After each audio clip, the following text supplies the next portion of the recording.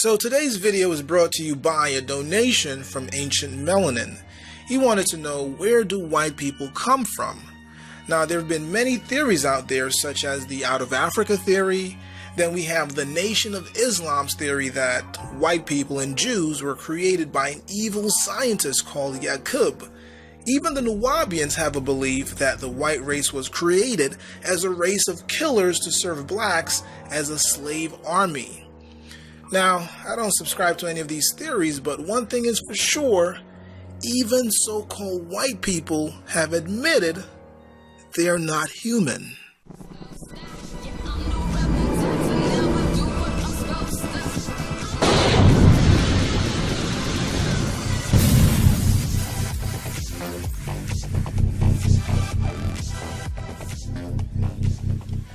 Now, before I answer the question, where do white people come from, we first have to look at some very significant differences between Caucasians and Aboriginals, such as so-called African and the so-called Native American.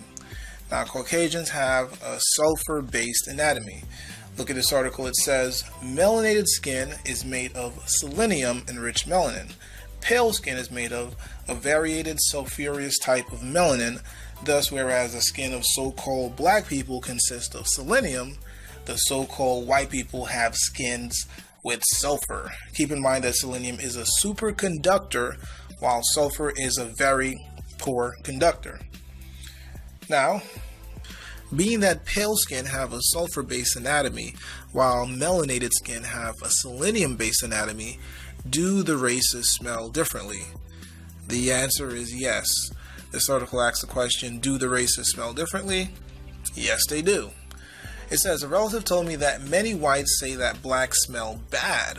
He even said that they are called stink bugs by some Hispanics here in California. I said that I had been around blacks most of my life, including having black girlfriends, black best friends, who I hung out with every day, and teaching whole classes full of blacks every day for months on end, and I never noticed it. It's not really known what blacks smell like to those who say they are stinkers. Some say they smell like sweat or onions, but a lot say that they just flat out stink, period. There is also evidence that Northeast Asians find the odor of blacks particularly offensive, perhaps more so than whites do. Asians also say that we whites stink too, but not as much as blacks do. They often say that we smell like red meat. Some of this may have to do with diet. But one white Vietnam vet said that Vietnamese could hardly smell blacks at all, but could smell a white a block away. Even Hispanics are said to be stinky by some whites. In this article, it says, on Wednesday, September the 20th, 2006, in his poignant address to the United Nations, Venezuelan President Hugo Chavez likened former President George Bush to the devil. The devil came here yesterday, referring to Bush, who addressed the world body during his Tuesday address. Chavez said, and it smells of sulfur still today. On Yahoo Answers, they asked the question, why do white people smell like dogs when they get wet? This article says white people have less melanin and their melanin has sulfur in it, while black people's melanin has selenium in it. Here's a YouTuber asking the question, why do white people smell like a wet dog? On the website BuzzFeed, they asked for the top 20 things white people smell like. The number one is white people stink be smelling like old cabbage and hippo farts. Number two is white people stink. Yeah, that's kind of true. They smell like sauteed onions. On this forum, one user states that they recently read the book, It's the Little Things, The Everyday Interactions That Get Under the Skin of Blacks and Whites by Lena Williams. In it, she said that white people with wet hair often smell like wet dogs to black people, and that black people often smell like sour milk to white people. I have never heard this. When I lived in Memphis, almost all my friends and co-workers were black. We joked about interracial quirks and friction, and smell was never mentioned. I have never been reminded of sour milk by a black person's smell. However, it seems that many people do experience this phenomenon. Why do you think someone might have a certain aroma to a person of a different race? How often does this happen? I once heard that Westerners smell bad to Asians because of all the meat in our diet, which makes sense. Now here's that book. It's the little things, the everyday interactions that get under the skin of blacks and whites. And then we have the book, Why Do White People Smell Like Wet Dogs When They Come Out of the Rain? Now let's talk about the Neanderthal DNA. In this section, I'm going to talk about the fact that only Europeans and Asians have Neanderthal DNA, while melanated people do not. This article is titled, DNA Proof of Racial Differences, More Facts Come to Light. It says here, the fact that modern Europeans are part Neanderthal explains racial differences. Black Africans have no DNA from Neanderthals. It appears that Australian Aborigines do not have any Neanderthal DNA either, so they are also archaic Homo sapiens from Africa. DailyMail.com states Europeans are closer to Neanderthals than Africans are.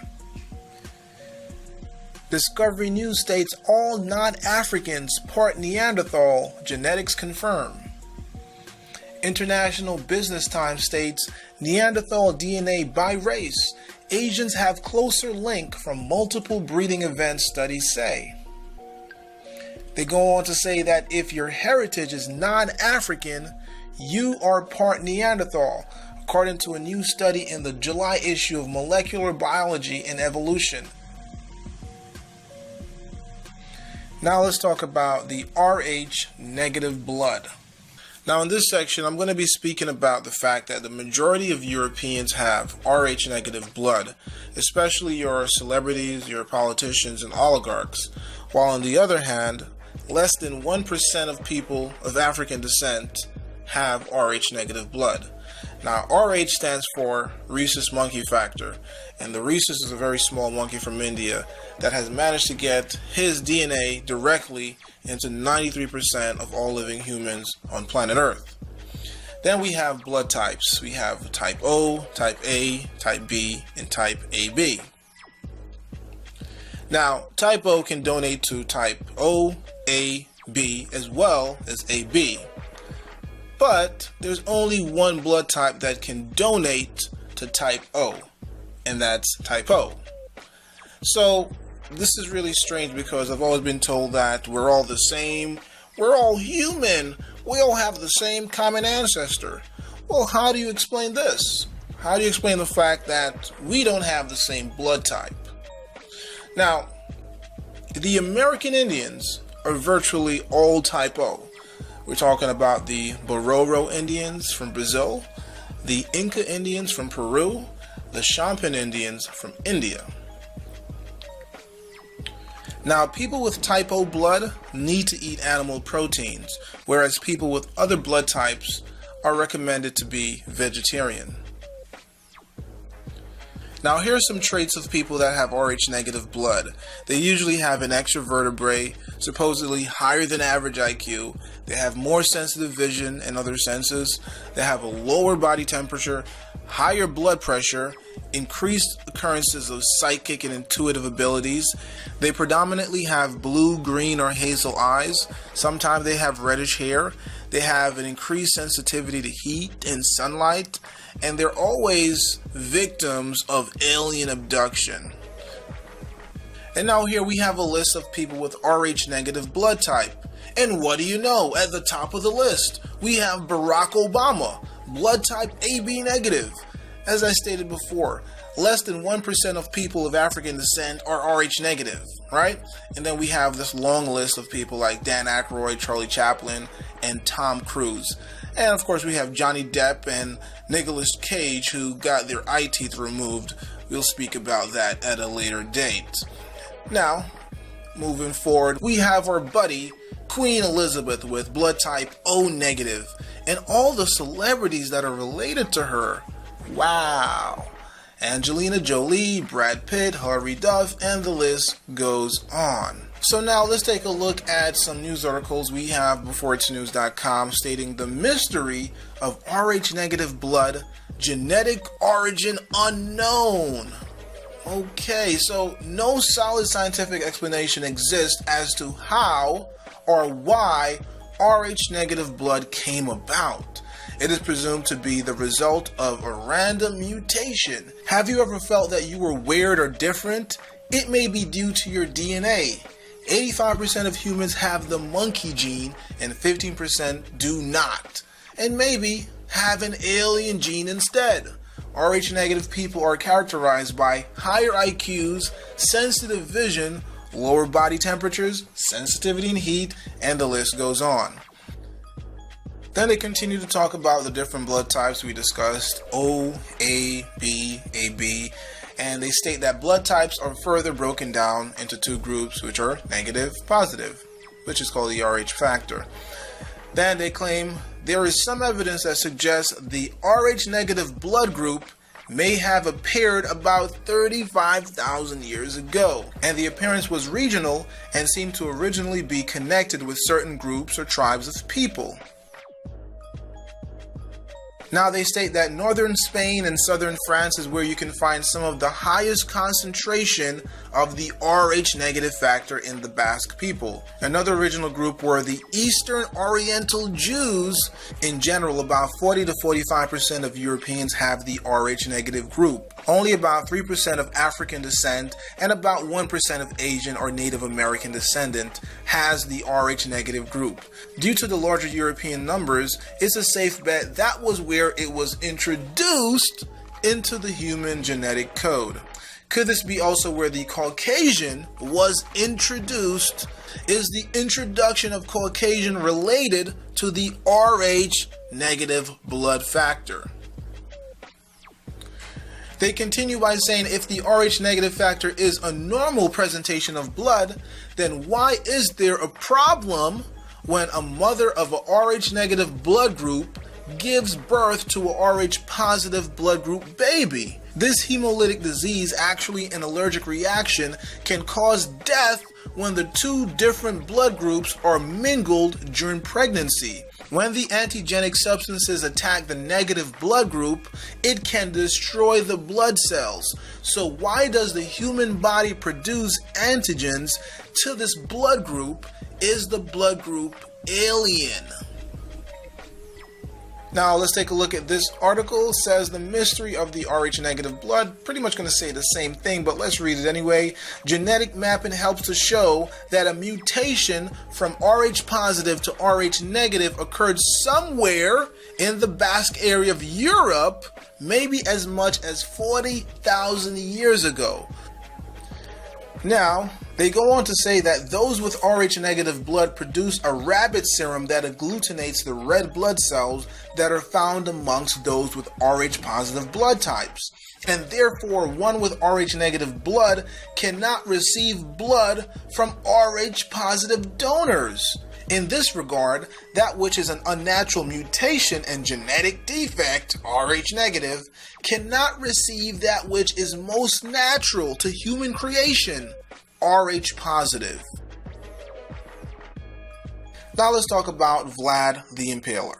Now, Vlad the Impaler was born in Sighisoara, Transylvania, north of Wallachia, which is now modern-day Romania, during the Dark Ages in 1431.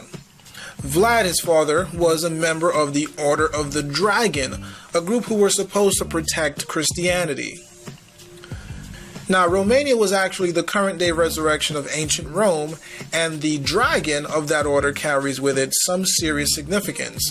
The name Dracul itself stands for dragon, and young Vlad, being eager to honor his successful father, took on the name of Dracula, which stands for son of the dragon. Side note, the word Drake also means dragon, but I digress. Now, during his short reign of just 6 years, he managed to kill 1 in every 8 people of Transylvania for the very slightest infractions, such as a glance or a single word he didn't like, amassing a kill total of more than 100,000 in just 6 years. This breaks down to about 45 people every day, 7 days a week. Now, his dungeons revealed a spawn of terrifying inventions of torture, but in the end of every sentence, the ultimate completion of his enemies' lives were always the same, by ramming a 5-foot diameter sharpened stake up through their ass and out of their chest, neck, or mouth. The grounds of Bran Castle were always strewn with rotting corpses in differing levels of decay on these very tall stakes. Now, besides personally enjoying the entire experience of someone's intensely brutal torture and death, Vlad also drank blood on a regular basis with meals. He also enjoyed very much dipping his bread in warm blood and eating it with his dinner, of which is widely known about the most bloodthirsty ruler of all time in Romanian history. Now, many of the authors down through the years have presented very good evidence that Vlad suffered from porphyria, and by drinking the blood of his victims, he maintained a much greater health, as the copper and iron enzymes fed his tissues with a greater supply of oxygen than his own blood could provide. So compelling is the evidence that the Proceeds of the Royal Society of Medicine published a paper called Porphyria and the Etiology of Werewolves, where they show, due to the lack of medical knowledge in the Middle Ages, legends such as Count Dracula and werewolves were due to this extraordinary condition. They also explain how sunlight is a severe danger to those sufferers, as it can leave a face physically disfigured from very little exposure, explaining why vampires may avoid sunlight. Now, porphyria is a disease that causes the affected person to be oversensitive to sunlight, to be extremely allergic to garlic, and have gums that resemble fangs. It is perhaps the disease that is the basis of the creation of fictional characters that we have come to call vampires. Porphyria is a genetic disorder which is very rare. And here we have Vlad the Impaler. Ain't he a handsome fella? Look at that smile. Look at those dimples. Look at those teeth. So symmetrical. And here again we have Vlad the Impaler just having a little lunch, hanging out with a couple of his friends, drinking a little blood with some bread. Nothing special. And then here we have the family tree. What do you know? They all have the same common ancestor, Vlad the Impaler. Well, I guess that answers everything, right? That answers why they act the way they act. And then we have this article, Prince Charles claims kinship to Vlad the Impaler, helps to save Transylvania's forests. Oh, wow, he cares about nature. He's a humanitarian. He's a good guy, right? And again, Prince Charles here to Dracula's bloodline. The Romanian Tourist Board is to use links between the British royal family and Count Dracula to lure in UK tourists. It has emerged. She cares about animals. What was that? That's a kangaroo? What is that, a wallaby? Who cares? CBS News reports Vlad the Impaler. How is Prince Charles and Queen Elizabeth related to him? Queen Elizabeth related to Vlad the Impaler? Wow. Let's take a look at this section. Just going to talk about when so-called white people emerged on the face of the earth. So-called white man is not, and I repeat, not native to Europe. First, the white man entered Europe around 1200 BC as illiterate horse nomads. They could not and did not begin to record their history until they had absorbed the knowledge of the so-called blacks in Europe, who were the creators of the original European civilization. So I gathered some pictures here just to illustrate, and this is going to tie into my upcoming video called Black Children Inherit Dust. But basically, these are melanated people, indigenous people who have straight hair. So white folks don't have a monopoly on straight hair because they were never on the face of the earth until recently. They just emerged. Okay, they were injected into civilization, if you will. So you had a people of dark complexion with straight hair that they were the first to spread. And here we have a group of melanated people with Asiatic features who also spread across the face of the earth. Again, these group of people transformed, and I have to emphasize transformed, into what you see as Asian people. I'm not going to get into the process of the transformation. I'm going to leave that for my documentary that will be on Patreon.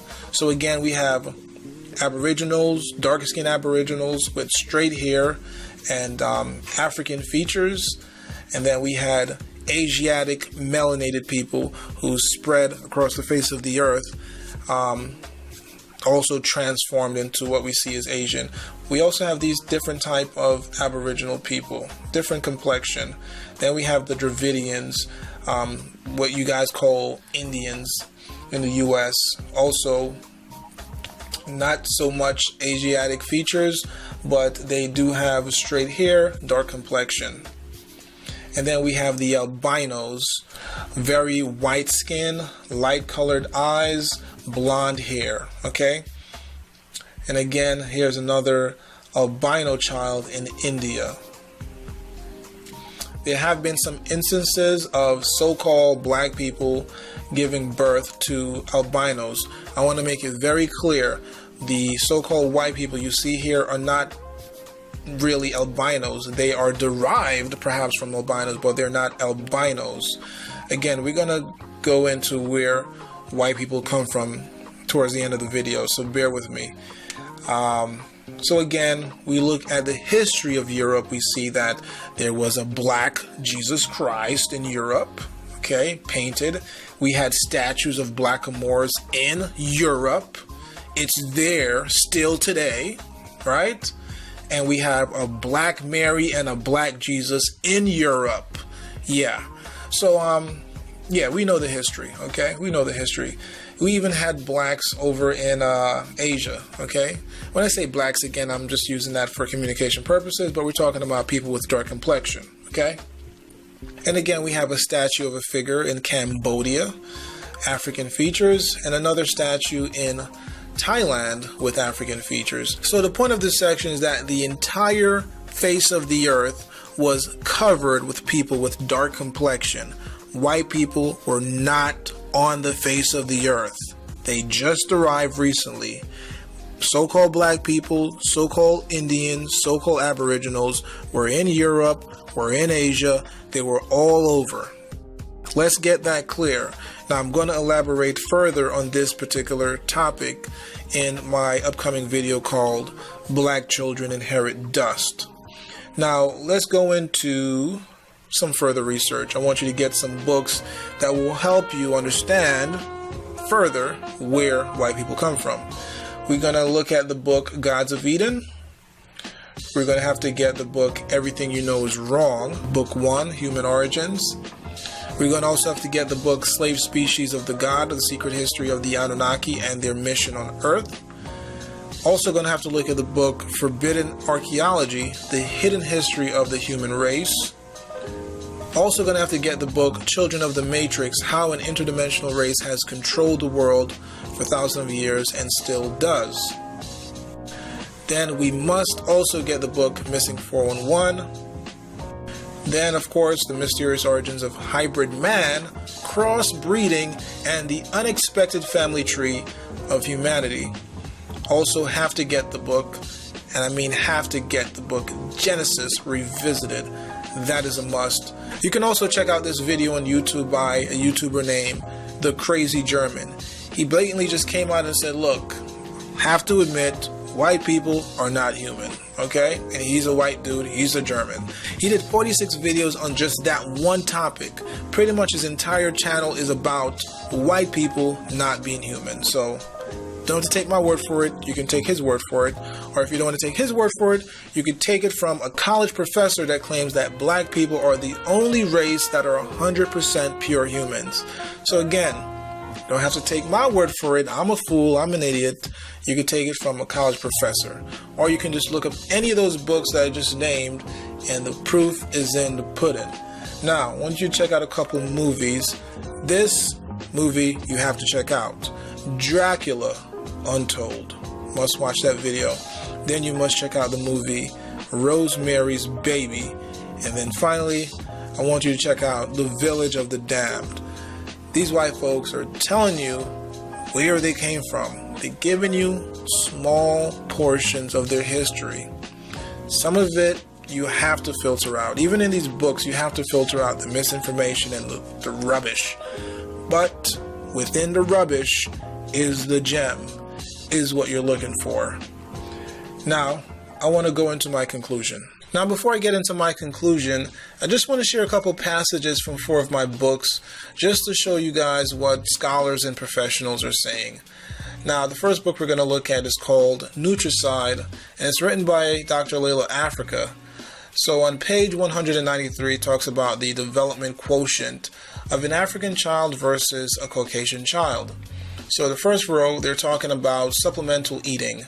So for an African child, that would be bananas, yams, squash, and pawpaw. These are alkaline foods, whereas a Caucasian will be eating meat, cereal. These are acidic foods. Now, the next row, it talks about how an African child greets his or her parents versus how a Caucasian child greets his or her parents.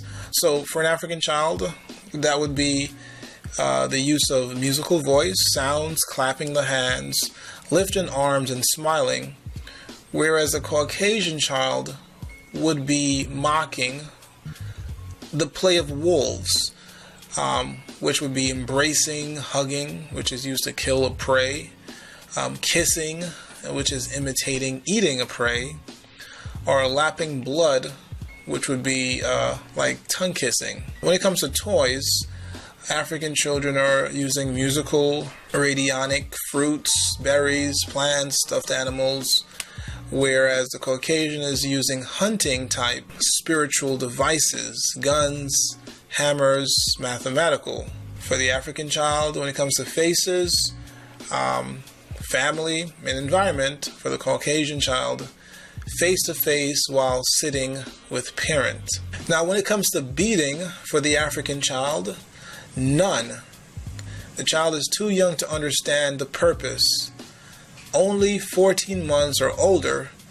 But when it comes to the Caucasian child, when it comes to beating, the parents are slapping the infants.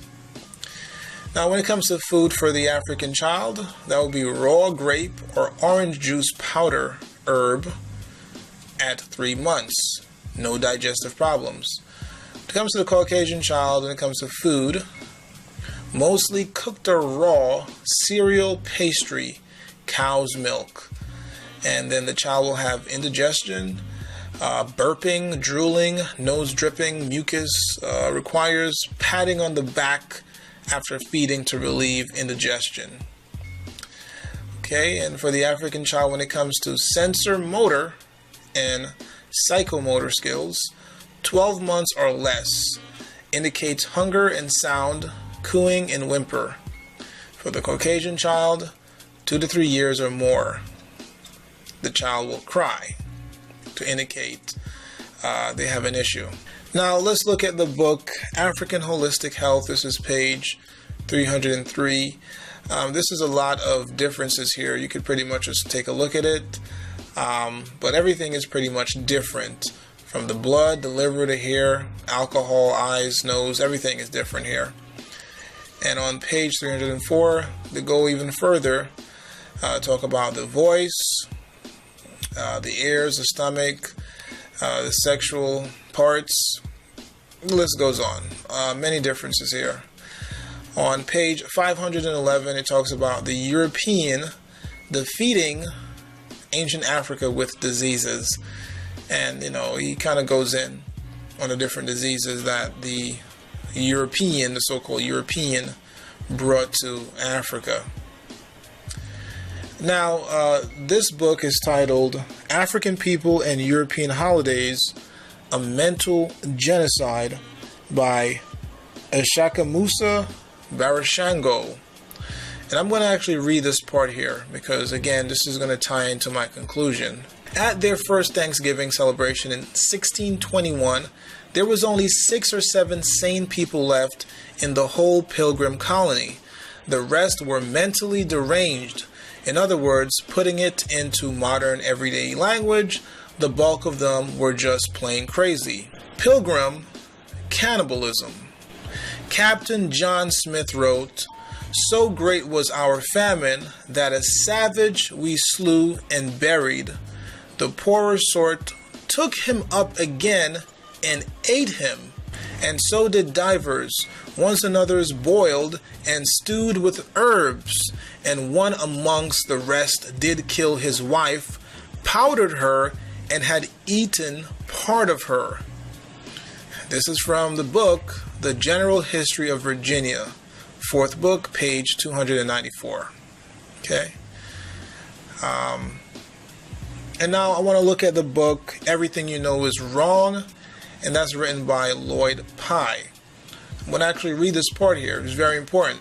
It says in part 2, we have learned that after 4 million years of supposed evolution, the ultimate distillation of pre-human development was the heavy-boned, massively muscled, rather dim-witted brutes called Neanderthals, who apart from upright posture, bear no physical relationship to modern humans. Very important. That means there is no legitimate way to connect humanity to Earth's remote past. That means Darwinism does not, cannot, and never will explain how mankind got here. This is a powerful statement most scientists would prefer the general public never hear, much less understand. Also realize that it opens some unusual avenues of inquiry along very non-traditional lines.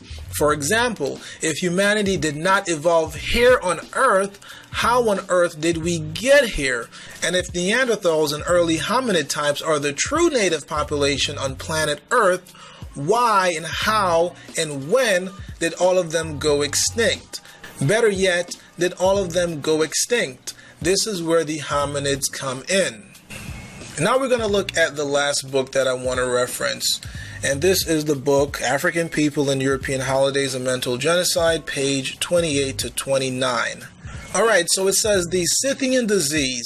It says in the capitalized sketch of the Scythians, who were the progeny of the white Cro-Magnon and the ancestors of Hitler's Aryan race, we are presenting a case study of the manifest abysmal gap between the African and the Caucasian who later invaded and inhabited East, West, Central, and Southern Europe, with the hope that you will not accuse us of being racial bigots teaching hatred.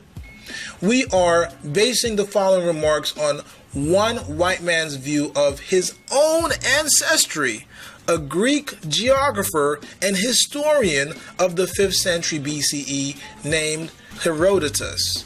The Scythians were a branch of the Caucasian race from the far northeast of the Asian continent and parts of northern Europe.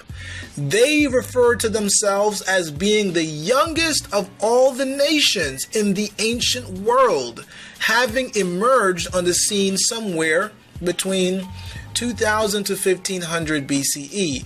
According to one Scythian tradition, they descended from a cave-dwelling viper woman, a horrid creature with the head and torso of a woman from the waist up and the venom-laden body of a snake from the buttocks down. It's really weird that out of all the words that can have a typo, he had a typo with the word snake. It's ridiculous. But it says shake there, but it's supposed to be snake. Anyhow, the story goes on to tell how she once tricked an Egyptian named Hercules. It goes on and on. Let me go to the juicy part here. Where we want to go? So Herodotus says they were the most uncivilized nation in the world and sustained themselves by eating the raw flesh of their cattle.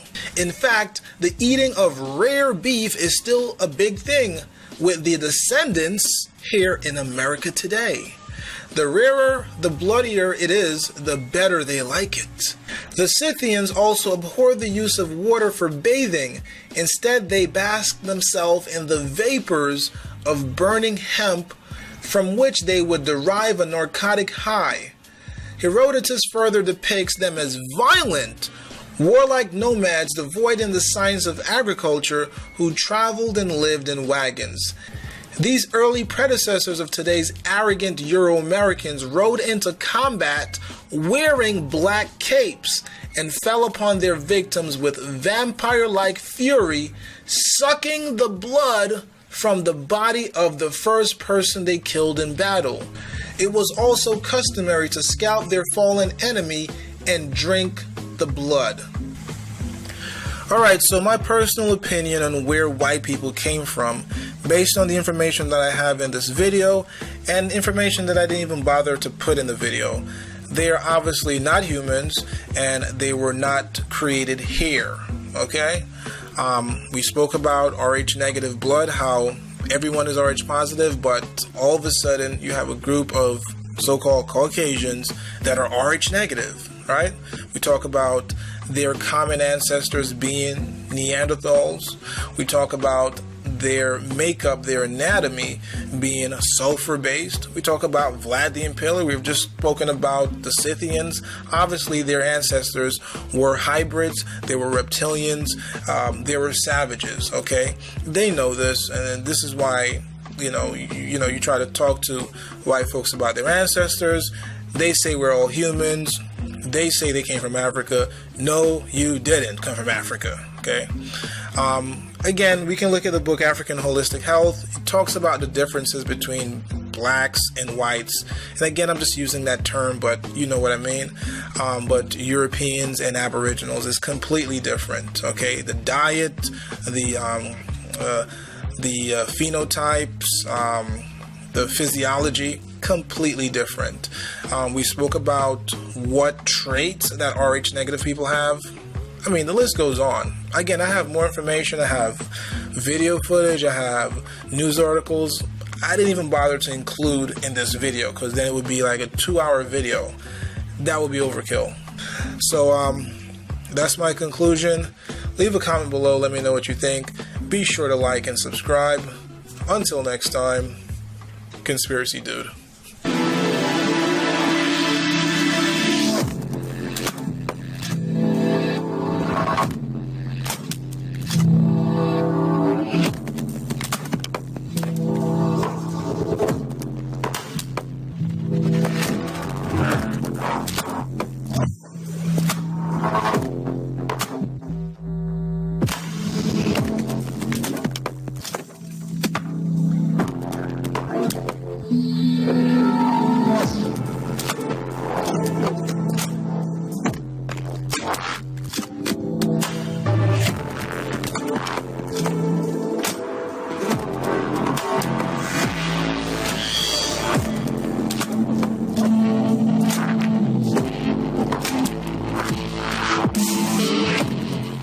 So recently, Vivica Fox implied that 50 Cent was gay because of his comments about the show Empire and his pose on the XXL magazine with Soulja Boy. The question is Vivica Fox just seeking attention, or is she actually exposing 50 Cent?